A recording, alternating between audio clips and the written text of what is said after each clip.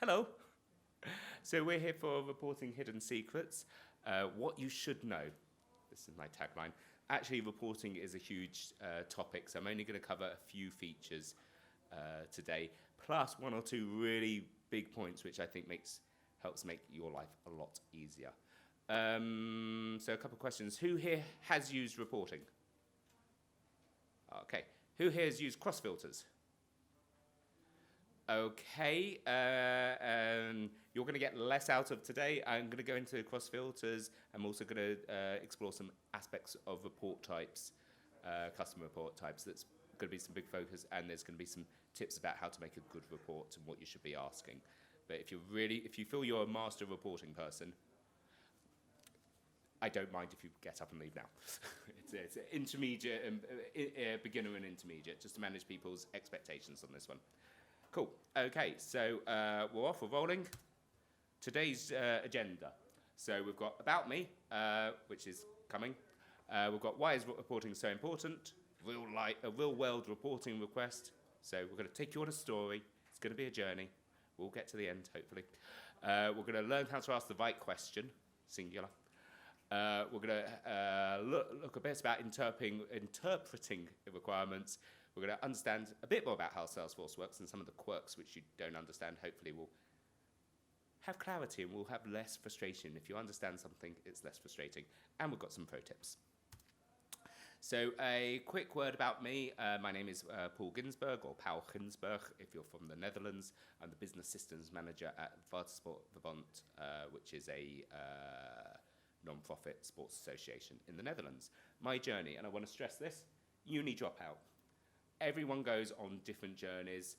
I went to university. I'm a practical person. I went on a business systems and I went on a computer science with business systems course. That's the one that I did, which is exactly what I do now. But that was theoretical. What I do now is practical. It works for me. I've done secretary, office manager, IT help desk. I got where I wanted. I'm really happy. But everyone's journey is different. If you feel yours is going off course, either reassess your journey or have a bit of bloody-mindedness and stubbornness, and you can get there too. These days, I co-run the Amsterdam user group. Okay, next slide. Why is reporting... Everyone can hear me at the back, I'm presuming. Just like to do this check. Person frowns at the back, but I'm hoping he can also hear me. Oh, he's nodding. Sorry. I have to check that everyone can hear, because I'm inclusive. I really believe in all these things. So why is reporting so important? First of all, it's to gain your own insights. And this is as both an administrator, but also a person using the system. I love reporting. It empowers people so that they can actually use the system, make their own insights. They don't have to go and ask someone. As soon as you have to go and ask someone, that's friction. And you don't necessarily go ahead and do something if you have to go and ask because they're busy. If you want to spend half an hour later at work because you're just really bugged by something which you can't quite justify, but you really want to investigate, you can do it if you learn how to do your own reports.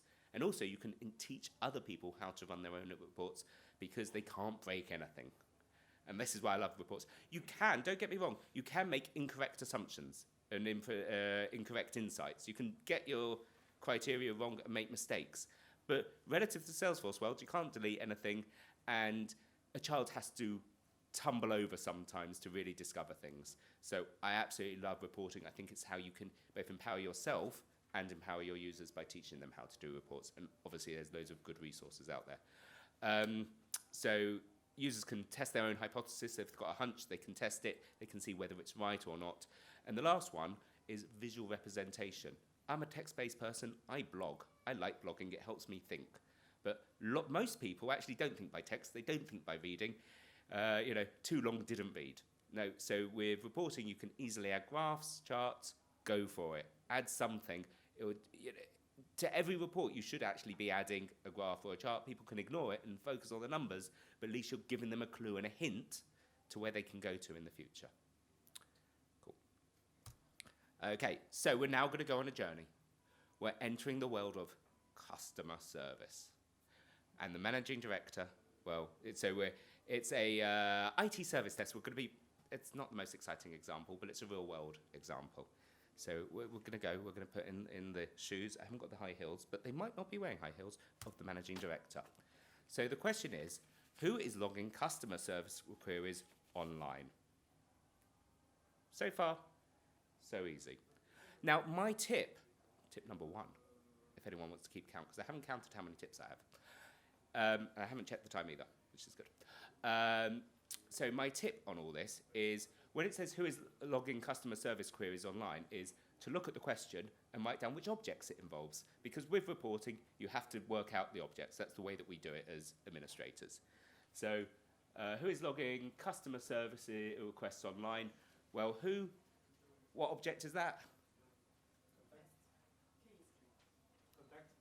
Who is a case? No, who is contacts? So don't worry, we're warming up for the day because you knew that answer as well. And is logging customer service requests. So you're advanced. You're reading on ahead. So who is logging customer service requests online? Customer service request is? Perfect. Okay. And then actually you write down the objects and then you write down the fields that you need before you start. That's the tip.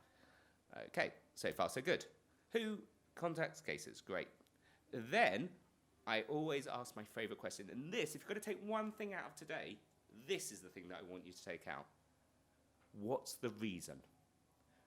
This is the question that gives you the most insights, because people don't always think ahead, rarely think ahead about what they actually need. And you need to tease it out of them.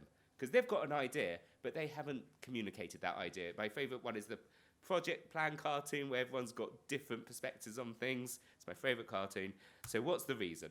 She wants to see the effectiveness of a recent mailing. Okay, recent mailing. Well, we're going to use standard Salesforce objects today, so that's campaigns. Hold on, there's a problem here. Can we do this report? Well, we've got contacts and cases, but campaigns is a third object slightly to the side. This creates us a problem. If only there was a solution. So report types are single objects or parent and child objects. So single object, account, contacts, cases, parent and child, account with contacts, account with opportunities, opportunities with activities. You've got the idea. Parent-child relationship. Can they do this?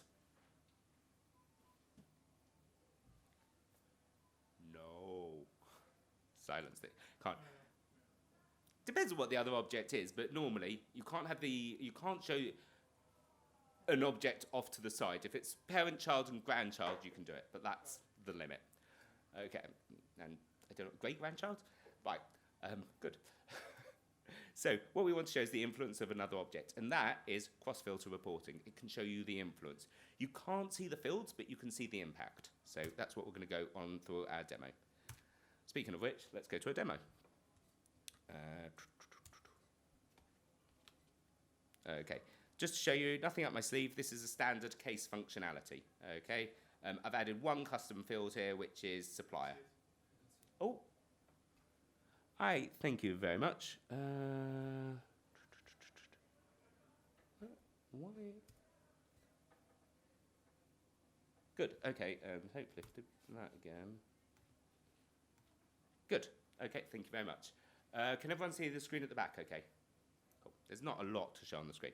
Okay. So good so far. So I've added one extra thing, which is supplier, which is actually looking up to accounts. Okay. So we go off to reports. And then we go and create a new report. And we want contacts with cases, because that's going back to the criteria. So we type in, without the caps lock on, because that's shouting, contacts with. Oh, hold on.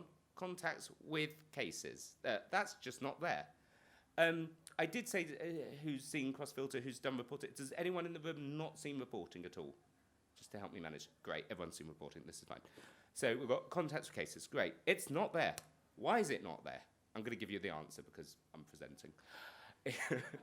It's not there because it's a lookup. You don't have to have on cases, you don't have to have a contact. You can have lots of other things. So Salesforce auto-populates this list, and this might be one of those things you've always wondered when it's a master-child master-child relationship, where there's always that strong bond between the two. Then it will appear here. If it is a lookup, if it is optional, it won't appear here. And that's why you need to go to custom report types sometimes. So that's your little tip and your little insight. So speaking of custom report types, let's pop over. Sorry, there we go. Actually, let's do it that way, because that's quicker. Cool. Okay, so we're going to create a new custom report type.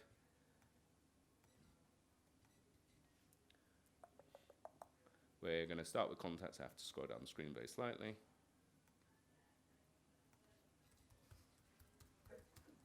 Cases. Cool. Contacts with cases. And here I always put custom report type. So it means I don't think it shows on Lightning at the moment, but it means if you're ever looking it up, you know that you're on a custom report type. So when that field doesn't appear, you can go, oh yes, because it's custom report type, rather than just getting a bit confused for a while. So there we go. We need to select a category, customer service reports. We're going to go for deployed because I've always gone for deployed because I use small organizations. Okay, and so far so good. We're all familiar with this. Everyone's familiar with this, I think. Good. Context cases, fine. Now I'm going to show you some things that you've kind of known about, but haven't thought about because you've just thumped the system. So we're going to hope. Sorry, just before the screen. Yeah. A choice, So there's a choice, or am I going to lose that? Let's see where we get to. So here there's the objects that we're using. Yeah, okay. So that's the primary. So we go contacts. Oh, I know where you're going, about the bottom. Yeah.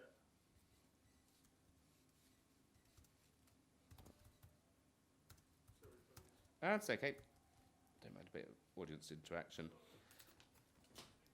Cool. Customer service, and also we've got a couple of minutes to play with. So this is the deployment status. So I think that you can use this to hide report types if you are not ready for end users who have the ability to create reports to actually see them. So you can chop and change that visibility. For most of the work that I do, it goes straight up. After this one, there's another one. Oh, apologies.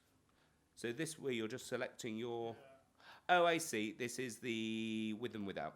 Yeah. So what you can do is you can say, actually, I just want to have... I don't find this works very well in practice. I'm going to show you a different way to do this because I find the records, you can show that they may or may not have the child record. So you get to theoretically see everything, but in terms of the way that the data presents on the screen, it's really ugly. Okay, and it just causes me headaches, so I've always avoided it in the last 8 years.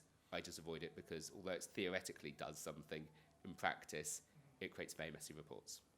But I'm going to show you something that can work around that. The first choice. Yeah. Oh, thank you.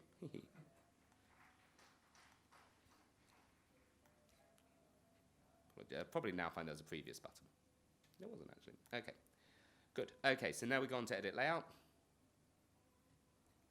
Okay. So here's all the fields. So sometimes if you're giving the ability to create reports to users, you might not want them to export certain information. You might be working in a large organization. So for the purpose of this demo, I'm just going to take out mailing address.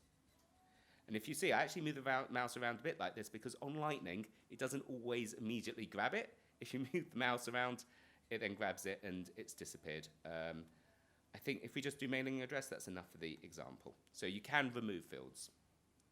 Okay, so we've got case number there, and it's got a ticker against it. So the tick is the default fields, which when anyone creates a report, they will automatically fill in. Now, obviously, if you've got a standard report with contacts, it's really annoying because it creates lots. But we've got case number, but you might always want case status, and everyone includes case status. So why don't we just check it by default and make everyone's life a little easier? So we can do that. And I think we're also going to include date time opened, just to demonstrate the point. Great. Okay, so far so good. But what I actually want to do is include some of the supplier information. And you've got on the case, you've got supplier name, but that's it. And I could create a field and do some sort of formula logic to get it there. But sometimes there's like 20 pieces of information I want to see on that report. So hopefully this is another tip. This business at the side, you can include any field that's related via a lookup, that kind of single lookup rather than related list. You can include it on the report. So we're going to go for a case field that's related to case. We saw that there was the supplier. So we go add fields related via lookup. We go to supplier. And then we've got some choices. So we'll go for account name. We can get it elsewhere, but you know, this is a demo. And then we have, I believe, bear with me, customer priority. That's the one. So some sort of service level agreement about how quickly they should be responding. Okay, and it's just tacked it on the bottom. Well, actually, let's create a new section. So we go to the top, create new section, supplier details. Go to the bottom. So drag in account name. No, we don't want to do web email. Customer priority. Okay, well, account name is not actually helpful because we've already got account name that's related to the contact. That's going to cause confusion. So here, with Glory, we can just make people's lives easier, make our own life easier. So with a little bit of TLC, we make everything better. That's my theory. So rather than cases supplier account name, what we can just do is call this supplier name, and then it's going to rename it on the report. So they'll never know they're looking at a different field. And also when you're printing this stuff off, maybe and sending it straight out to customers, or it's visible on a community portal, it just makes a lot more sense, especially on the community portal when they're not regular users. So again, here we've got, so what we could call is it supplier priority, or just customer priority. So we'll go that, and we'll also have that by default. So that's all good. So we'll save it. Cool, that's now created. With a quick refresh, a lightning refresh, it just works straight away, which is really cool. We go here, new report, contacts with, look, it's there. This gives me happiness because otherwise I would be slightly confused. Okay, great. So we want to see all contacts. We're in a standard thing.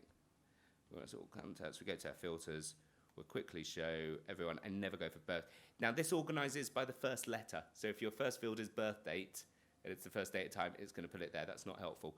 I always go for creator date because then you know that you've got absolutely everything, not even activity date. Creator date, you're guaranteed.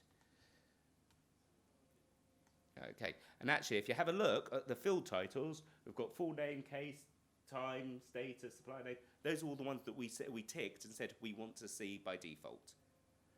System's working. I'm happy. Okay, let's add a new column. Mailing. And actually, mailing address is not there anymore because we removed it. So, job done. And if we go down, so we've got contacts. I don't know if you can see that at the top. Scroll down, cases, and at the very end, actually we don't have the section name which says supplier because I've included both fields already, but you have to take it on trust. They would be there. Cool, okay, good so far. I think we've got everything we want for the report to run. So we'll run the report, makes sense. We've got 41 records, great. We've got 41 cases, very happy. But, so we've got contacts with cases, which is the request we had until we asked the why. So now we need to see the influence of that third object. So we go back to edit. We go to filters. We press on this down arrow. You might not have, you've probably gone to add filter logic plenty of times. You've probably not often gone to the add cross filter logic. So here we go, add cross filter. So it says contacts with, let's go for contacts with campaigns because that's the one that we want to do. Okay, because we want to see the influence of campaigns. So we go to apply. And we have 41 records. Now, we've got less. So if we go to Rose or Rosa, depending on your language, or Ros, I guess, have a look here.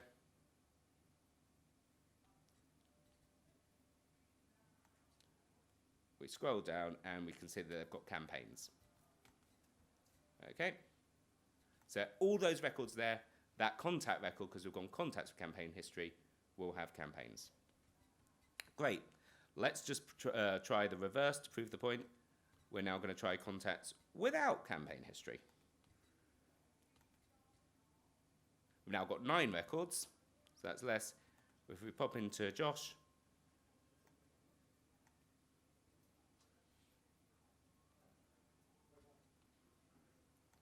scroll down, absolutely no campaign history. Okay, so we can see the influence. Okay, if we go to edit, again, back last time to this a little bit, contacts with, yeah, we want that, so we press apply. Here we can add, I think it's up to 5, I haven't double checked recently, different fields from the campaign object. So here we can filter it because obviously you want some more detail. You don't want just all campaigns. There's one particular one. We did the Log Your Case Online campaign. So here we go, we'll take that, go to our report builder, type in name, campaign name comes up, say equals Log Your Case Online. Do love it when an example works. It's campaign. You should, I've got the wrong, the campaign, the prefix. yeah, thank you. There we go, good. Just keeping everyone on their toes, including myself. So this is the, these are everyone that's received that. So everyone that has logged a case with us, we basically sent, well, most of the people, we sent them an email saying, can you please log your cases online? It's so much easier to do. You get a quicker response, you get a ticket, it's beautiful. And we'll throw in the first week, everyone that logs a campaign online, we'll give them some sort of bonus or discount. And if I want to make a comparison? So bear with me, I'll come back to that question in a moment. Okay. So here we go. If we have a look at the date time opened, they were all opening it. I knew I'd forgotten a field. We've forgotten the method of how they'd open their cases. So origin. There we go. There we go. So on the 5th, they were all logging it by phone. And then on the 6th, they all started logging it by the web. Like every single person was logging it by web. It was amazing. Should we see which date the campaign went out on? Oh, look at that. It went out on the 6th as well. So this is the most successful campaign in history. Everyone actually opened their email, took it, and went, oh, I've been shown the light. This is the best way to do it.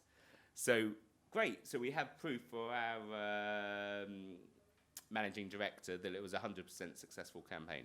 So I'll come back to your question because I haven't got the answer yet.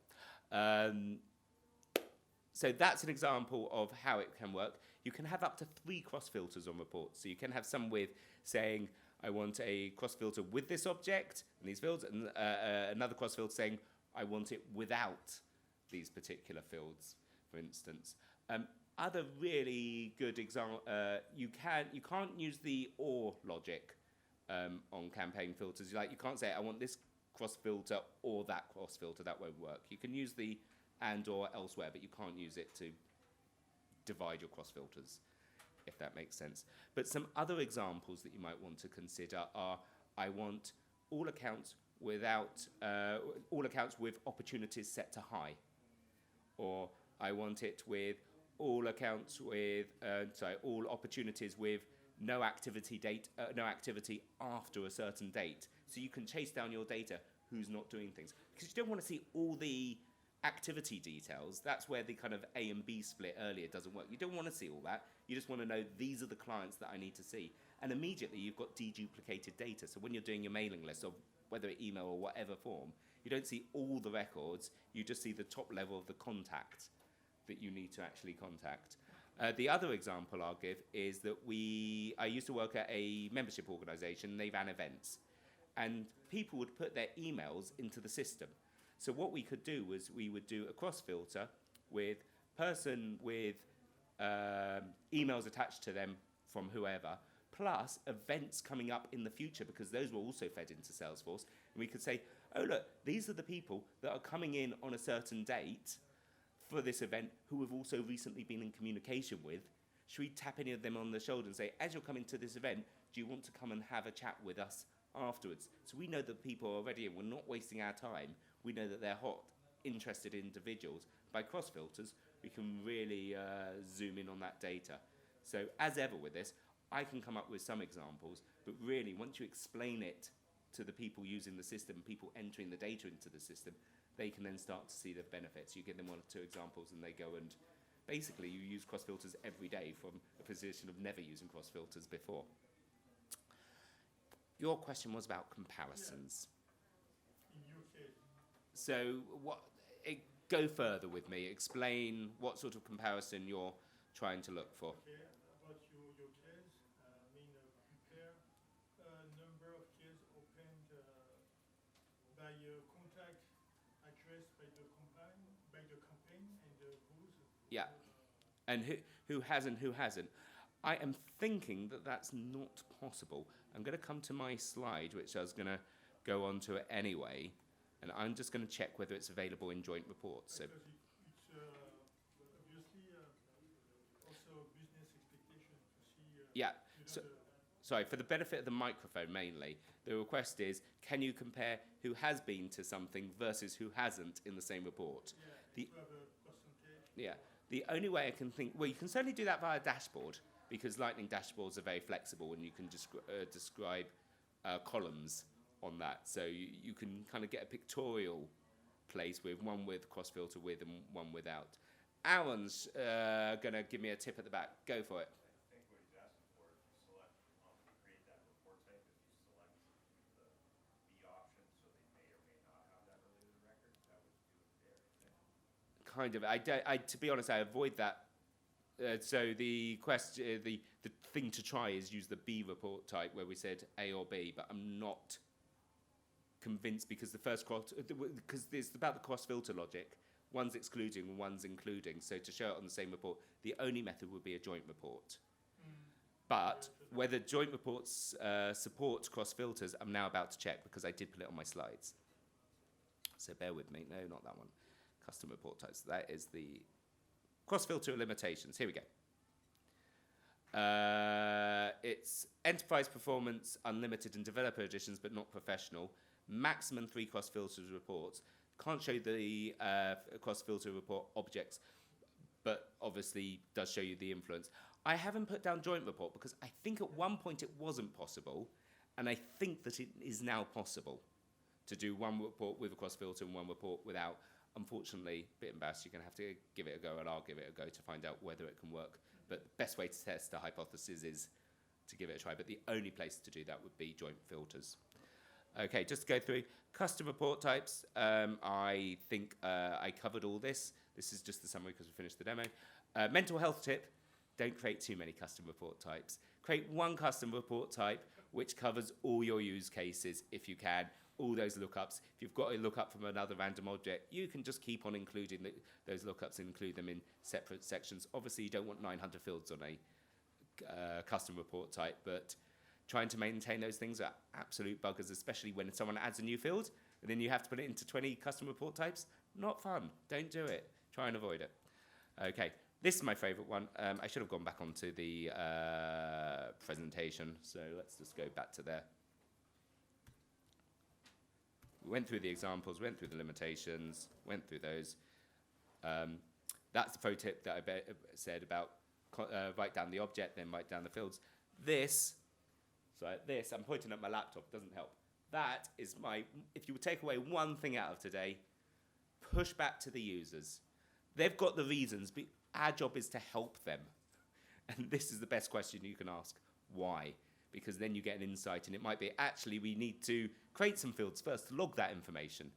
It can reveal all sorts of things. It's my favorite question to ask, and actually the whole of consultancy. I'm an internal consultant. It's my favorite question.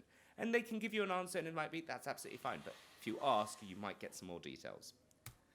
Right, so there's some extra resources on this slide, but I'm going to come back to that because if you take a note of this URL, you can get the whole slide deck. Does anyone have any... How are we doing time-wise? I'm okay. That's kind of spot on. I have literally about 2 minutes for questions, but I don't know whether there will be any, so I'll claim it's 10 seconds, and we can extend it if there are questions. Does anyone have any questions? Is everyone happy? We kind of almost gave you an answer. Cool. So if you like this sort of material, I was telling the people that came in at the beginning, obviously there's these dreaming events, and I am very grateful to French Touch Dreaming for having me here. I am very grateful for everyone here for coming, because actually I'm going to go off home and do that joint report example and check what the latest updates are. So thank you very much for attending. But if you like this content, if you go to trailblazercommunitygroups.com, you'll find that you probably have a local community group which might be meeting once every 2 months or once every 3 months, and people like me are doing kind of small vinaigrette sessions like this, so you can bite-sized portions, and it's a great place for networking, meeting other people that really like discussing this sort of content as well. So with that, thank you very much. Thank you.